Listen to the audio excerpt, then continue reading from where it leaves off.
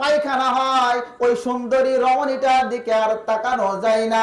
কিন্তু আমার আল্লাহ পাক কোরআনে জানাচ্ছে, বান্দা ও আমার বান্দারা, ওই পাগলিদের প্রেমে পড়বি না, আমি আল্লাহ আমার প্রেমে পড়, আমার আর তৈরি হুরের প্রেমে পড়। ওই হুর যদি তুমি অর্জন করতে চাও, আমি আল্লাহ আমাকে রাজি করতে হবে, কারণ হুরের মালিক হলাম আমি আল্লাহ।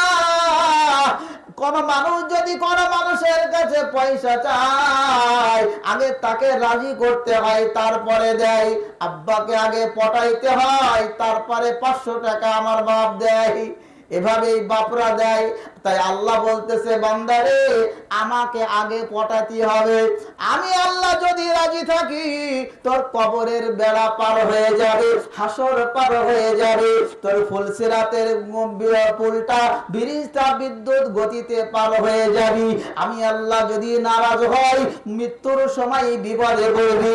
আমি আল্লাহ আমি যদি নারাজ হয়ে যাই, তোর কাজে কর্মে যদি আমি আল্লাহ রাগান্বিত হয়ে যাই, কবরে আসার সাথে সাথে বিপদে পড়বি। কবরের ফেরেশতারা ধুলাই দিবে। আল্লাহর কোরআনে নবীর হাদিসে লেখা আছে, হাসরের ময়দানে বিপদে পড়বি, মাথার উপরে সূর্য আসবে, ঘামে ঝরঝর ঝরঝর করে নিজের শরীর দিয়ে ঘাম বের হবে, বাম হাতে আমলনামা দেওয়া হবে। আর ফেরেশতাদেরকে বলা হবে, ও আমার ফেরেশতারা, এদের ধরো,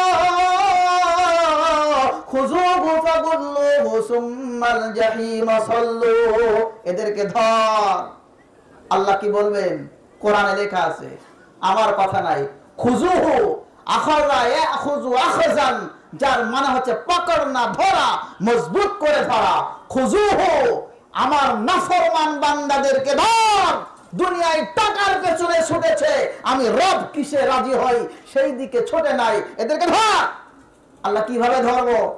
এটা আটকানো মুশকিল হয়ে যাচ্ছে, খেয়ে যা গতর হয়েছে। ফেরেশতারা বলবে, আল্লাহ আটকানো মুশকিল হচ্ছে।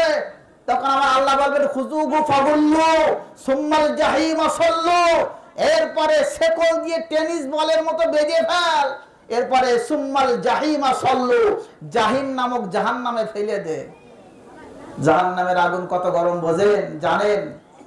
আমরা চোখে দেখেছি, আল্লাহর কোরআনে লেখা আছে।